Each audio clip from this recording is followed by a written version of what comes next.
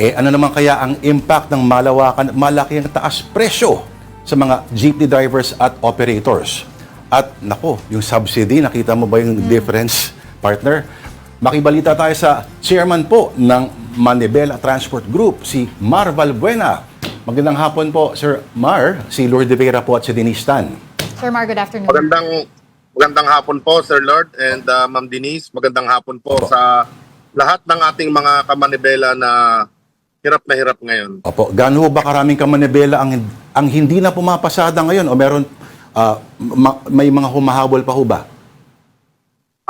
Sir Lord, meron talagang mga tumigil na ng pasada, naghanap muna ng ibang pagkakakitaan para nang sa ganon ay maibsan yung hirap kasi ang sabi nila sa amin dahil nga sa traffic din at taas ng presyo kasi nitong mga nakalipas na araw, Sir Lord, marami din ang mga nagsamantala ng mga oil companies na sobrang taas na yung presyo nila. Yung post nga kamo, hindi nyo alam, magic biglang hindi nila mapaliwanag kung bakit biglang tumaas at biglang bababa na lang. Pero Sir Mar, ano ba 5,000 daw na proposed fuel subsidy sa mga traditional jeepney samantalang doble, 10K naman sa mga modern. Bakit ho ganito kaya ano po kaya ang posibleng rational ng LTFRB para dito, sir? Alam nyo, Sir Lord, Ma'am Denise, sobrang bias yung pagbibigay ng subsidy sa ating mga kasamahan. Pare-parehas lang naman din po kami ng kinukonsumo.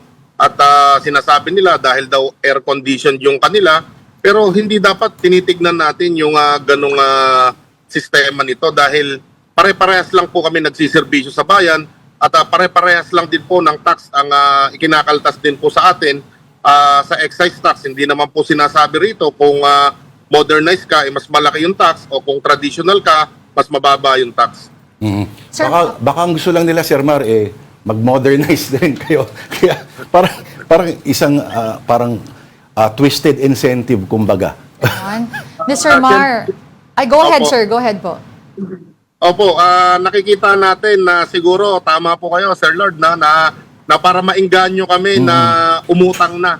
Hindi ba naiisip ng gobyerno na mas lalong magiging pabigat po ito kung uutang pa kami ng mas malaki, malulugi lang, tapos hihingi kami ng hihingi ng budget sa ating pamahalaan. At walang katapusan ang gagastusin. Pero Sir Mark, kakamustahin ko lang yung mga nakakausap mong operators and drivers. Ano po ba yung gaano kalaki yung magiging epekto nito kumbaga dun sa tinitake home nila, yung kinikita nila sa pang-araw-araw? If you can give us a numbers. Nitong nakalipas na mga araw, Ma'am Denise, ang nawawalang kita ng aming mga kasamahang tsuper ay nasa halos 240 to 250 pesos na. Kasi sabi ko nga, marami ang nagsamantalang mga oil companies na dapat matignan ng Department of Energy. So, ang sabi nila, lalabas kami ng maaga, hihinto muna kapag medyo hindi na rush hour para nang sa ganon ay hindi kami iikot-ikot at makatipid din sa krudo. At during rush hour na lamang po ulit. Yung iba naman sa mga kasama namin ay nagbaba na rin ng mga boundary para nang sa ganun ay parehas po na may kitain pa kahit konti.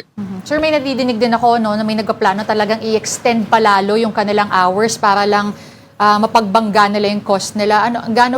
Gaano po ba nila kaplanong ipahabain pa yan? Dahil syempre may epekto rin yan sa kanilang kalusugan. Opo, tama po kayo. Yan po yung sinasabi natin sa ating mga kasamahang tsuper na wag namang abusuhin yung katawan. Baka mamaya aantok-antok na, sobrang pagod na para lang kumita. Siguro magpagtiisan na lang muna natin at baka dumating ang linggo na to na maibigay na yung subsidy at matanggal itong excise tax.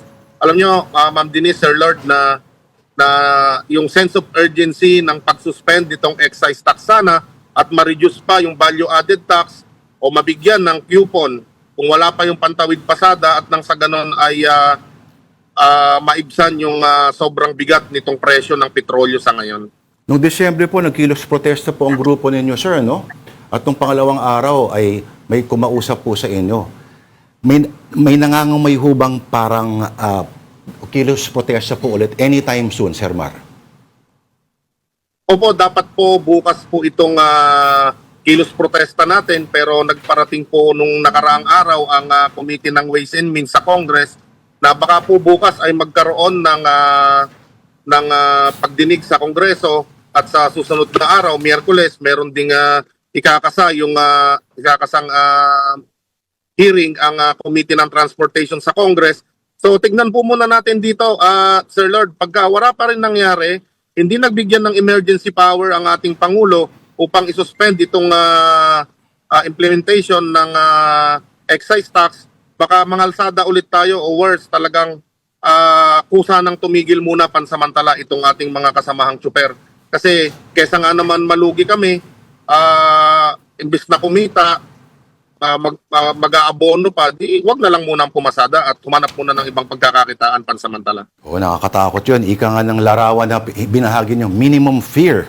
Pero, Sir Mar, natuloy ho, ito, unrelated po, natuloy ho ba yung inyong protesta laban doon sa pagtrato ng mga enforcers sa mga drivers? Sa ngayon po, nung nakaraan po, opo, nung nakaraan pa, tapos na po yun, Okay. Sir Lord, at naging matagumpay naman yung pagkilos natin na yon dahil yung pagtrato sa ating mga kasamahan, medyo umaayos naman sa ngayon sa tulong po ng ating Assistant Secretary, ang LTO Chief Asek Marcos Lacanilaw. Okay, sir. Bilang panapos lang, ano po, may mensahe po ba kayo sa gobyerno, sa lahat din po ng mga commuters na naaapektuhan din po sa kanilang pakitungo sa mga drivers din po natin? Opo, sa ating pamahalaan, matagal na po sa tuwing magkakaroon ng ganitong giyera, sana po ay naiintindihan ng ating gobyerno na itong oil deregulation law dapat na talagang i-abolish ito. Matagal na dahil ito ay nagpapawalang bisa o kontrol ng gobyerno dito sa mga nagsasamantala dito sa mga presyo ng produktong petrolyo. At sana yung sense of urgency maramdaman ng ating gobyerno, kailan pa natin ito gagawin? Kailan pa natin ibibigay yung mga subsidy at pag-suspend dito sa mga produktong petrolyo kung wala na talaga kaming kakayahan na magpatuloy pa sa biyahe. Right. Maraming salamat po. Salamat po sa inyong oras, Manibela Chairman Mar Valbuena. Thank you, sir. Maraming salamat po. Mabuhay po kayo. Salamat po.